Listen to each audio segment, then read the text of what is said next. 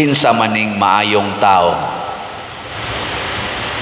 Sa unang pagbasa, si Propeta Amos ningon, magbalantay rakos mga karnero, apan gikuha kos Ginoo aron mosangyaw sa iyang mga pulong. Dili ko propeta gyud, nagbantay rakos mga hayop, nagatiman rakos gikuha kos Ginoo aron magsangyaw sa iyang pulong. Ang una dieng requirement sa maayong tao, magsangyaw sa pulong sa Ginoo. Sige, lingay mong tupad, inadili ka maritis. Di ka maritis.